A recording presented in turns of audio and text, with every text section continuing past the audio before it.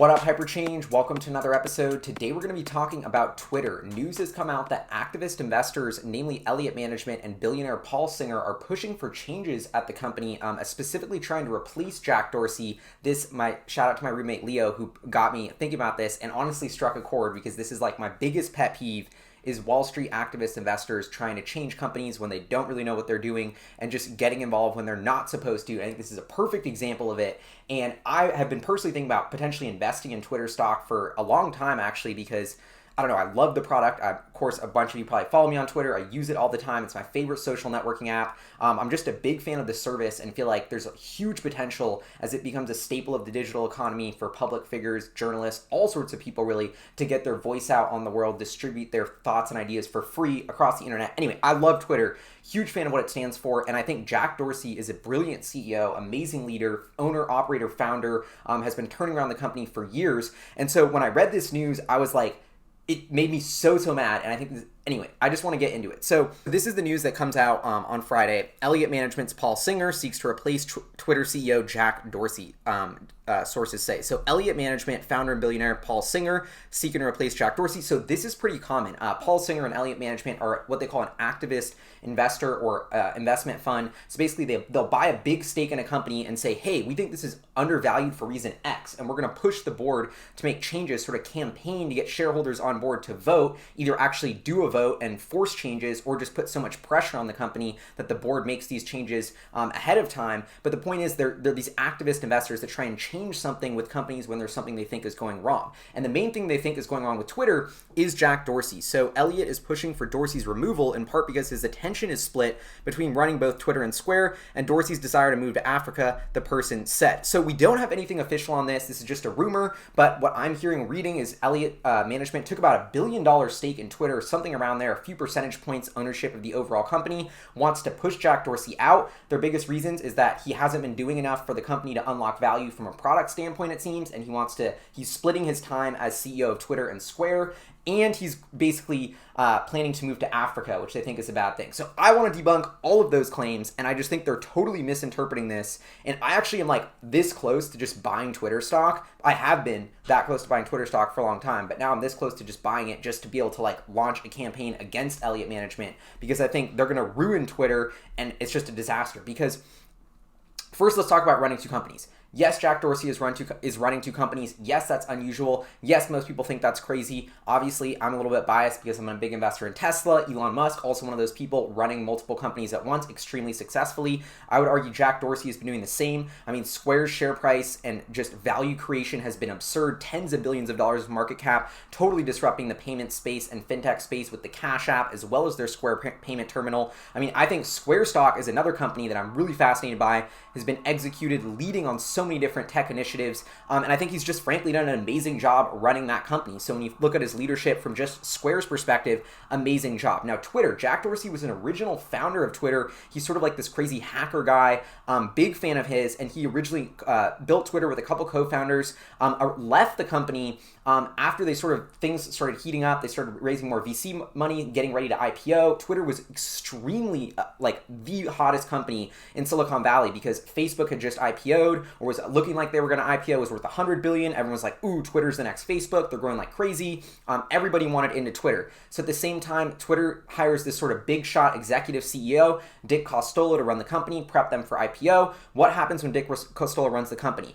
Essentially, Twitter starts breaking down. User growth starts slowing. The stock price, which was super hot on IPO, I'm going to pull up the chart here on Yahoo. As you can see, Twitter just like amazing job on the IPOing here at around $40, shooting right up to $70 a share, tens of billions of market cap potential, and then slowly sliding down as more and more disappointing user growth numbers and therefore revenue growth numbers kept hitting the company. And so around here, after the company, I'm going to X this. So around here, after the company's been sliding, they're struggling, they're like, okay, we need to bring in a new CEO. We want to bring back Jack Dorsey as the CEO of Twitter. So he actually steps in as the interim CEO, I believe, and then in late 2015, around here, takes over as CEO of the company. And so at this point, you can see that Twitter, if you go back to their monthly active users, which was their main sort of engagement statistic at the time, literally growth had fallen off a cliff. Twitter went from growing, 30, 40, 50% a year, or its user base, to literally just stalling out and actually declining sequentially sequentially at some point in 2015 or early 2016, and this was because of Dick Costolo's management team. So they bring in Jack Dorsey. As you can see, just looking at the share price since Jack Dorsey came on, yes, there was like this huge fallout after that. I would argue that really wasn't his fault. That was momentum that the business had because Dick Costolo, made some mistakes or the company wasn't run well, and it takes time, a ton of time, an extremely difficult job to turn around a company the size of Twitter. And so especially when I think about Twitter and how delicate the product is from being a social media product, and the fact that it's so easy to make these products and platforms irrelevant once they start sliding towards being irrelevant, and Twitter was in that direction, but Jack Dorsey turned it around. And I think that's why we've seen the share price of Twitter, bottom out around here, around $15 or $14 a share, and then sort of have steadily been climbing back up for the past 4 years, ever since Jack Dorsey turned the product around, and has been actually, the biggest thing he's done is re-engage the user base, is reinvigorating that growth, that core engagement metric for Twitter. So if we go to Hypercharts briefly, you can go to Twitter, hypercharts.co/Twitter. They actually stopped introducing that monthly active user statistic a while ago that I told you about, and moved into monetizable daily active usage, MDAUs, basically daily active users. And as you can see, since 2017, that number has been growing. It's almost accelerating in growth. So as far as I'm concerned, from a user standpoint, which is the most important thing going on at Twitter right now, Jack Dorsey the user base was stalling. He came back in and has, over the past couple years, an extremely, a double black diamond maneuver, has reinvigorated growth in Twitter's user base. That is an unbelievable job. This metric turnaround is what's gotten me so pumped and potentially wanted to invest in the company. If we break this down, you can see international growth picking up and accelerating. The same thing is happening for US growth, which is flat or declining, now picking up and accelerating. I mean, if this isn't evidence that the product changes he's making are working, then I don't know what is. And so, now let's go to an annual basis. You can see the monetizable daily active usage growing really well again. Revenue is growing really well again. So when we look at what was happening with Twitter, the business was totally stalling. 2015, 2016, 2017, growth actually declined. Revenue declined from 2.5 billion to 2.4 billion. And this was the turnaround, doldrum phase. But since that period, Jack Dorsey has re-accelerated growth in Twitter's business. They hit record revenue of 46 billion in 2019. And if we go to gross profit, their gross profit is hitting record highs as well. Operating income, they turned it around from Twitter being a huge loss machine, losing a ton of money, to actually turning it into a profitable company. Profitability was down a little bit this year, but the point is Twitter's cash flow and profitability has also dramatically reversed since Jack Dorsey became CEO. And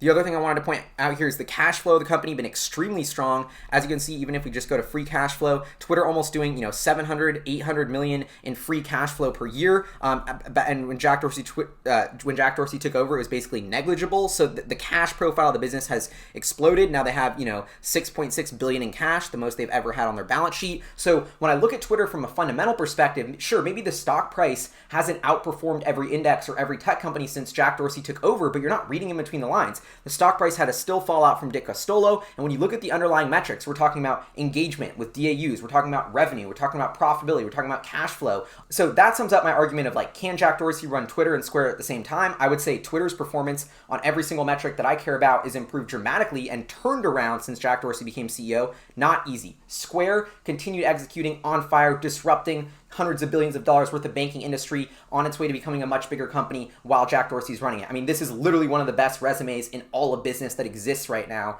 other than maybe Elon Musk or some of these super long tenured CEOs. So when I think about Jack Dorsey's ability to run two companies, non-issue, non-factor. Product changes at Twitter. I don't really know if this is specifically one of their complaints, but Scott Galloway said this is one of the reasons. He was quoted in some article about this, that he thinks Twitter, Jack Dorsey should be out. It's a low-hanging fruit to unlock value. It's bro, no. First of all, Twitter's commanding, what are they worth right now? And from a market cap perspective, Twitter's worth, 27, 28, almost $30 billion, yet they only did 3.5 billion in revenue with about 20% growth. The market's giving them an 8 times price sales multiple for not that much growth because they're pricing in a very, well-run business. They think the business is going to grow. I would argue the market's been giving leeway to Jack Dorsey because they're a fan of his management style, and Twitter's valuation has actually benefited from this halo effect of having Jack Dorsey on the team, and it's just going to take time for these financials to backfill. I mean, Twitter's a very unique and interesting asset.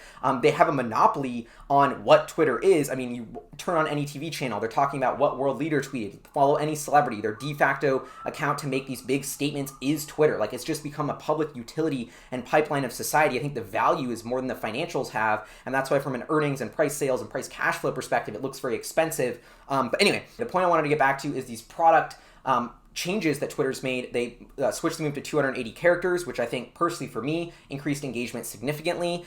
They've been tweaking the reply system to like focus less on bots, which I think is a huge challenge, and focus more on real people and making Twitter easy to be more interactive. They added the retweet with a comment feature. So I think these seem like subtle changes, but you don't want to change everything too fast at once. Like it's a very difficult position, but I will say that the cadence of product changes has accelerated at Twitter since Jack Dorsey has become CEO. So from a financial perspective, metric perspective, product perspective, everything in Twitter has been heading in the right direction. The last thing they talk about here is Jack Dorsey moving to Africa. Why is that an issue?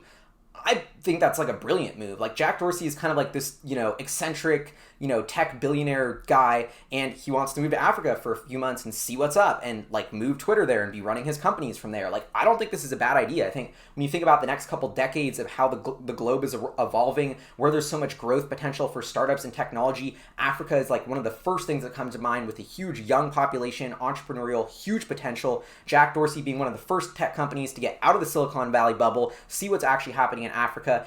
Twitter's a global product, and to actually travel around the world and experience different cultures, to me, that's a good thing for the Twitter CEO to do that. Why is that a bad thing? That he's actually taking risk, being bold, trying to learn, pushing himself.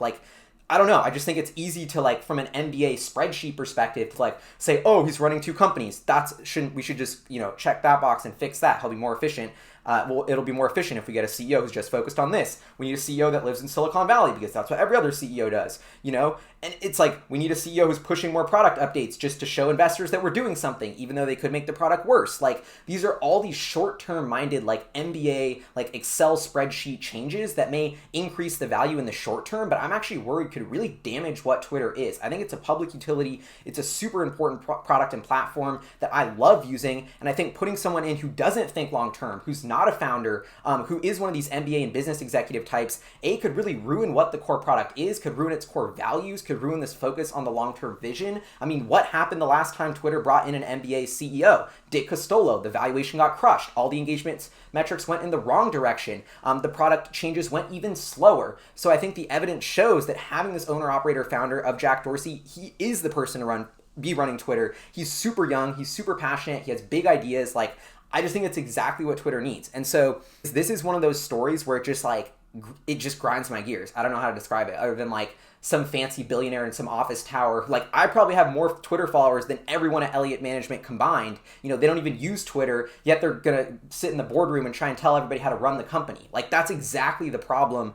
with these sort of Wall Street hedge fund people. So anyway, it's a pet peeve of mine. I think it's BS. I'm trying to make the noise louder on the other side of the camp that Jack Dorsey has done an amazing job as CEO and should stay on as CEO. Maybe next time I'm recording a video, I'll be a shareholder and be pushing against Elliott Management, because I think that would be pretty fun. But anyway, this is Hyperchange. Shout out to our Patreon supporters, producers, funding the channel. TLDR of this episode is BS hedge fund billionaire Paul Singer is trying to tell Jack Dorsey what to do when he has no idea or no right, doesn't even use Twitter, and that's what I think is kind of BS. Anyway, this is Hyperchange. I'll see you guys next time.